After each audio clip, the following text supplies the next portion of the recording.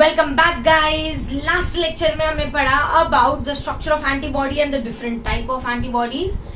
Antibodies play an important role in humoral immune response, which is a type of adaptive immunity. चलो चलते हैं और फिर पढ़ते हैं adaptive immunity के types, right? Adaptive immunity is something that you acquire during your lifetime. So adaptive का दूसरा नाम था acquired immunity. अच्छा, ये जो adaptive immunity है या acquired immunity है, that is basically of two different types. Okay. One type of adaptive immunity is called as active adaptive immunity and the other one is called as passive adaptive immunity. अब भाई ये active और passive का मतलब क्या है? Active voice, passive voice. Let us see what is this, right? अब suppose मेरे बॉडी में चिकन पॉक्स का वायरस गया. I am using this word chicken pox because मेरा बड़ा फेवरेट है. टचवुड मुझे आज तक हुआ नहीं है, बट ओके. अगर पॉक्स वायरस मेरी बॉडी में चला गया तो मेरी बॉडी ने प्राइमरी रिस्पॉन्स दिया. ओके, प्राइमरी रिस्पॉन्स को 14 दिन लग गए, बट दिया ना, मेमोरी सेल्स तो बने ना. अब जब मेमोरी सेल्स बने तब मेरी बॉडी एक्टिवली पार्टिसिपेट कर रही थी, राइट? उसने क्या किया, सारे पूरे वायरस को स्क्रीन किया, फिर कौन सा पर्टिकुलर बी सेल उसको एक्टिवेट हो सकता है या कौन सा particular T cell receptor bind कर सकता है. ये सब करने के बाद एक इम्यून रिस्पॉन्स माउंट हुआ और मेमोरी सेल्स बने. These cells will remain circulating in my body, and when next time the same virus comes in my body is already prepared with a secondary response. This type of immunity that we develop actively, जहाँ memory cells बन रहे हैं, secondary response होने का scope है, उसको हम बोलेंगे active immunity. So active immunity is when the body is participating itself in the formation of memory cells. Okay? तुम बोलोगे मैम फिर पैसिव क्या है? पैसिव इम्यूनिटी में बॉडी खुद पार्टिसिपेट नहीं करती है. अब सपोज मेरे बॉडी में मुझे किसी सांप ने काट लिया. अगर सांप ने यहाँ काटा तो ये जहर पूरी बॉडी में फैल सकता है, मेरी पूरी बॉडी के सेल्स को डैमेज कर सकता है. अब मुझे ये सांप के जहर को, दैट इज वेनम को, टॉक्सिन को यही रोकना है. तो can I give antibodies? Can I give processed antibodies? Antibodies will bind to the venom. जब वो वेनम को बाइंड करेंगे तो वो वेनम बॉडी में सर्कुलेट नहीं हो पाएगा because it will become neutralised. So neutralisation के लिए I am giving processed readymade antibodies.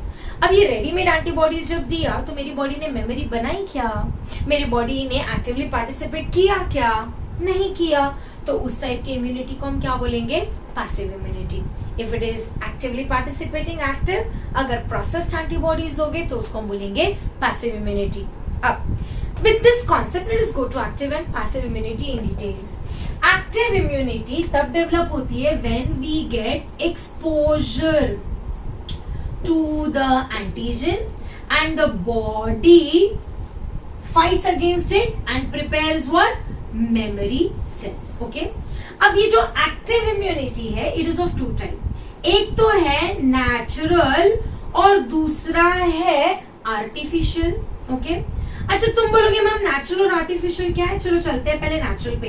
अब मेरी बॉडी ने पहली बार चिकन पॉक्स, अपने आप पॉक्स वायरस चला गया, अपने आप उसको रीड किया, अपने आप मेरी बॉडी ने उसके अगेंस्ट इम्यूनिटी बना ली. मेरी बॉडी में पहली बार मीजल्स हुआ तो मीजल्स का जो बैक्टीरिया है या मीजल्स का जो पैथोजन है वो मेरी बॉडी में गया, मेरी बॉडी के इम्यून सिस्टम को एक्टिवेट किया और मेरी बॉडी में बन गए मेमोरी सेल्स. अच्छा, इसके लिए किसी और की जरूरत पड़ी क्या? नहीं. So if you get any disease, for example if I get measles, okay, and my body is developing, or chickenpox, and my body is developing an immune system naturally after infection, then that is called as what? Natural active immunity. Okay. अब artificial क्या है? There are diseases which are fatal or which are causing deformities for life. For example तुम्हें अगर typhoid होता है तो तुम बीमार पड़ोगे 8 दिन, 10 दिन, 12 दिन, 21 दिन का typhoid and you will be okay, right? Imagine यहीं पे तुम्हें पोलियो अगर होता है तो क्या? अगर पोलियो हो गया तो polio virus basically damages the nervous system. It will damage the central nervous system, जिसकी वजह से the nerve impulses will not be able to travel and you will become paralysed and the limbs will become deform.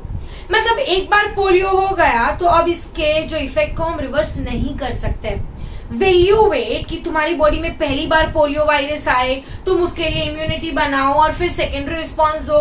No, you can't do that, right? Because these diseases are fatal और can be deforming a lot. Okay, so now what we do, we give you something called as vaccination. You heard it right, vaccination. Vaccination is a type of active immunity that you are giving, but it is artificially given. Okay, so artificial active immunity में क्या आता है? Vaccination. अब भाई ये vaccination है क्या, चलो देख लेते हैं. ओके, हम सब ने बचपन में पी है 2 बूंद जिंदगी की. वो 2 बूंद जिंदगी की is nothing but polio vaccine. And do you know उसमें क्या था? उसमें था एक वीकेंड या फिर एक किल किया हुआ वायरस. सो हम एक्चुअली बचपन में पीते हैं पोलियो का वायरस, और ये वायरस वीकेंड है, कमजोर है या तो किल्ड है, जिसकी वजह से ये हमें इम्यूनिटी देता है. कैसे? हमने जब पोलियो का वैक्सीन पिया तो वो वायरस हमारी बॉडी में गया. वायरस गया तो हमारी बॉडी ने उसको आइडेंटिफाई किया, उसके अगेंस्ट इम्यूनिटी बनाई, मेमोरी सेल्स बनाई. बट क्योंकि वो वायरस ऑलरेडी कमजोर है या किल्ड है तो वो मेरी बॉडी में डिजीज नहीं कॉज कर पाया. But my body actively prepared something called as memory cells. अब आने दो लाइव वायरस को हमारी बॉडी में. हमारी बॉडी प्रिपेयर्ड है already with the memory cells and that polio virus will not be able to cause us any harm. Don't you think so? Vaccines are so good. We are so much praying for the corona vaccine or COVID vaccine to come or to be made or formulated as soon as possible. Because once we vaccinate everyone, okay, once we vaccinate everyone, the corona का problem will be solved. Okay, so let us see ये vaccines होते क्या और करते क्या है. As I told you how they function, right? अब ये vaccine हम बनाते कैसे हैं? वैक्सीन में हम जनरली लेते हैं किल्ड, दैट इज मरा हुआ वायरस या बैक्टीरिया. अब किलिंग हम कैसे करते हैं? By giving it a heat treatment. मतलब ये वायरस को या किसी चीज को हम हीट ट्रीटमेंट कर सकते हैं, या फिर हम इसको ग्रो कर सकते हैं एसिड में या ऐसे मीडियम में जो उसमें जिसपे ये ग्रो नहीं कर सकता है. दूसरी चीज हम ले सकते हैं वीकेंड वायरसेस या बैक्टीरिया. वीकेंड मतलब कमजोर, जिसका इम्यूनोजेनिक प्रॉपर्टी मतलब हमारी बॉडी में डिजीज कॉज करने का प्रॉपर्टी हमने कम कर दिया है. या फिर हम वैक्सीन में जनरली टॉक्सोइड्स भी देते हैं. ओके, अब ये टॉक्सोइड्स क्या है? याद है हमने टीटी में देखा है कि टॉक्सिन्स बनते हैं. So basically toxins are harmful in TT, tetanus में. सो हम क्या करते हैं? वो टॉक्सिन्स लेते हैं और वो टॉक्सिन्स को भी हम लोग डीएक्टिवेट कर लेते हैं, और ये डीएक्टिवेटेड टॉक्सिन्स को हम बोलेंगे टॉक्सोइड्स. ओके, अब ऐसे बहुत सारे वैक्सीन आज मार्केट में अवेलेबल है. एंड वैक्सीनेशन हम बच्चा पैदा होते बराबर we give them a vaccination schedule. Okay, for example we have a vaccine called as BCG, Bacillus calmette-guerin, which is a vaccine given against tuberculosis. Okay, we also give something called as a polio vaccine, जो हम लोग 2 बूंद जिंदगी की लेते हैं. साल में कई बार पोलियो वैक्सीन दिया जाता है टू इंक्रीज हर्ड इम्यूनिटी, मतलब पूरे पब्लिक का इम्यूनिटी. उसके अलावा हमने बचपन में लिया है DPT is diphtheria, pertussis and tetanus. हमने बचपन में लिया है MMR is measles, mumps, rubella. And not just these, हमने बहुत सारे वैक्सीन लिए हैं ड्यूरिंग द चाइल्डहुड. रिमेंबर, हम किसी भी बच्चे को सारी वैक्सीन एक साथ नहीं दे सकते हैं. ओके, उसका एक शेड्यूल होता है. व्हाई? बिकॉज सारे वैक्सीन एक साथ दोगे तो बेचारा तुम्हारा इम्यून सिस्टम तो कंफ्यूज ही आ जाएगा कि किसके अगेंस्ट इम्यूनिटी बनाओ. So we give vaccine according to the schedule. Now, these vaccines are very important to give something called as herd immunity. अब imagine polio एक इतनी खतरनाक बीमारी थी. Today we have almost you know eradicated it. Plague, cholera, ऐसी गंदी बीमारियों को हम खत्म कर पाए ड्यू टू वैक्सीनेशन. अब अगर मैं वैक्सीनेशन में लार्ज स्केल पे सबको वैक्सीनेशन दे दूं तो सब इम्यून हो जाएंगे. अगर सब इम्यून हो जाएंगे तो उनको बीमारी नहीं होगी तो वो ऑफ कोर्स आगे वाले को भी बीमारी नहीं फैला पाएगा. And this is how a community immunity, also called as a herd immunity, develops. And that is what we are expecting in this COVID situation, that we vaccinate each and everyone, ताकि किसी को बीमारी नहीं हो और किसी से किसी और को ना फैल सके. ओके, ना today we know that vaccines काफी एडवांस हो चुके हैं. आज हम वैक्सीन में किल्ड वायरस या वीकेंड वायरस नहीं लेते, क्योंकि पास्ट में ऐसे कुछ केसेस हो चुके हैं जहां पे polio vaccine which was meant to prevent polio, ये पोलियो वैक्सीन में तुम्हारा वायरस ठीक से वीकन नहीं हुआ था, एंड ये पोलियो वैक्सीन लेने के बाद children started developing polio. So now today, with the help of recombinant DNA technology, also called as genetic engineering, हम genetically modified vaccines बनाते हैं. मुझे याद रखो एंटीजन से कुछ लेना देना नहीं है, मुझे एंटीजन का एपिटोप चाहिए ना, इसके अगेंस्ट एंटीबॉडीज बनानी है. सो हम सिर्फ ये एंटीजन के एपिटोप्स लेते हैं और उनको बैक्टीरिया में बनाने की कोशिश करते हैं. सो बेसिकली हम क्या करते हैं, आजकल सारे वैक्सीन बैक्टीरिया और वायरसेस, बैक्टीरिया या फंगसेस की मदद से बनाते हैं in tissue culture. Okay, we try and create vaccine जो हमें डिजीज ना कॉज कर सके. वैक्सीनेशन की शुरुआत किसने की थी?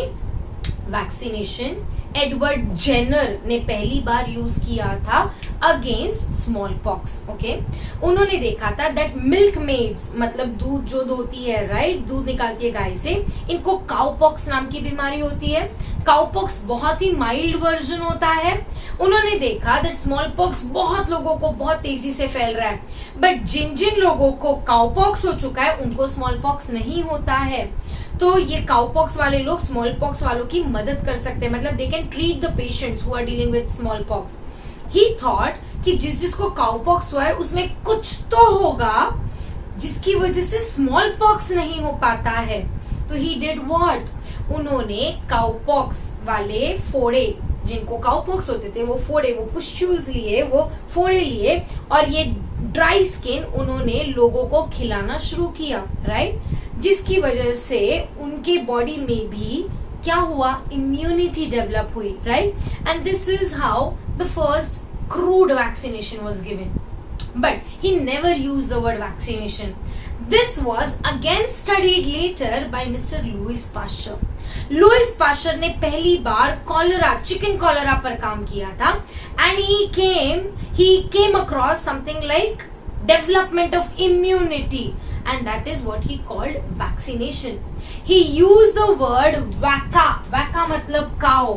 तो क्योंकि उनको पता था कि जेनर ने इस पर जेन्युइनली पहले काम किया था, सो एडवर्ड जेनर के काम को अप्रिशिएट करते हुए उन्होंने वर्ड यूज किया वैका. वैका मतलब काउ, और इस प्रोसेस को उन्होंने क्या बोल दिया, vaccination. Today we also call vaccination as active immunization. एंड वैक्सीनेशन में हम देते हैं killed, attenuated viruses, bacteria and toxoid. Okay, ना हमने देख लिया अडैप्टिव का एक्टिव इम्यूनिटी. चलो अब देखते हैं अडैप्टिव में what is passive immunity. So who give the word vaccination, remember, Louis Pasteur. Okay, now let us see passive immunity. अभी जो पैसिव इम्यूनिटी है, again it is of two types, same चीज. Passive immunity can be natural and passive immunity can be artificial. अब तुम बोलोगे ma'am passive में हम क्या देते हैं, हम देते हैं एंटीबॉडीज. यहाँ पे बॉडी एक्टिवली पार्टिसिपेट नहीं करती है, so there is no formation of memory cells, right. अच्छा, अब नेचुरल में कैसे, तुमने देखा होगा कि जब बच्चा पैदा होता है तो मम्मी के दूध में एंटीबॉडीज होती है. अगेन मम्मी के बॉडी से एंटीबॉडीज प्लासेंटा क्रॉस करके बच्चे में चले जाती है. Can I say that the first antibodies in the colostrum and the antibodies that have crossed the placenta is providing immunity to the child? अच्छा, भले ये इम्यूनिटी बहुत ही शॉर्ट टर्म है क्योंकि एंटीबॉडीज ज्यादा दिन जिंदा रहती नहीं है, बट एटलीस्ट बच्चा जब इनिशियली पैदा हुआ तो उसको पैसिव इम्यूनिटी मिली, नेचुरली मिली. किसके थ्रू, कोलेस्ट्रम या फिर crossing the placenta. So natural में है कोलेस्ट्रम. कोलेस्ट्रम में कौन सा एंटीबॉडी है, IgA, okay, and some amount of IgG as well. At the same time placenta cross करके जो चला गया है, that antibody will also give what, passive immunity.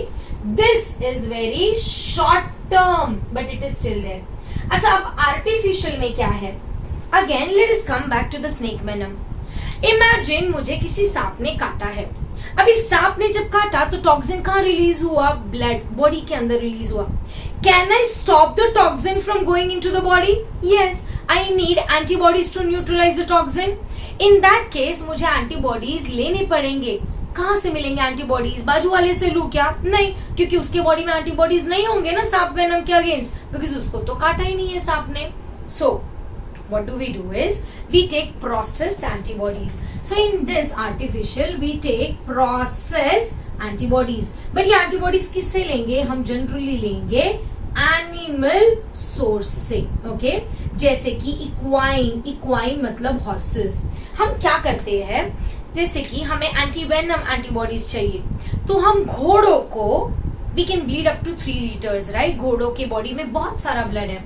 So what we do is we give them venom in very small quantities. हम initially sensitize करते हैं.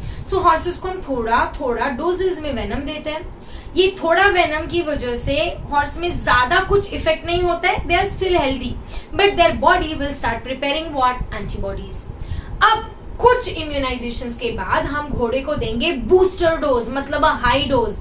High dose की वजह से उसकी बॉडी में बहुत ज्यादा रिस्पॉन्स क्रिएट होगा और उसके ब्लड में पाई जाएगी बहुत सारी एंटीबॉडीज अगेंस्ट दैट वेनम. अब हम क्या करेंगे, अगेन घोड़ा ज्यादा हार्म नहीं होगा, of course there will be harm, but ज्यादा हार्म नहीं होगा.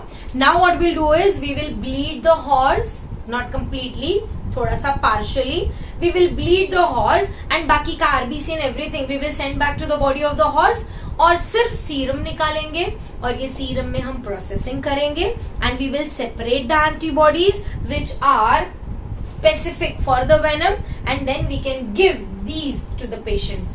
अब ये सारे काम हम एक दिन में नहीं कर सकते, right? So already processed antibodies are available in the market as a part of passive immunization. These antibodies, they work against certain type of diseases, not all type of diseases. Antibodies, processed antibodies can work against toxins. That is basically your snake venom. Okay. It will also work against TT, that is tetanus toxoid. Okay.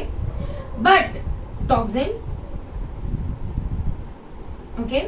It will also work against rabies. Okay, let me just give you an idea about rabies.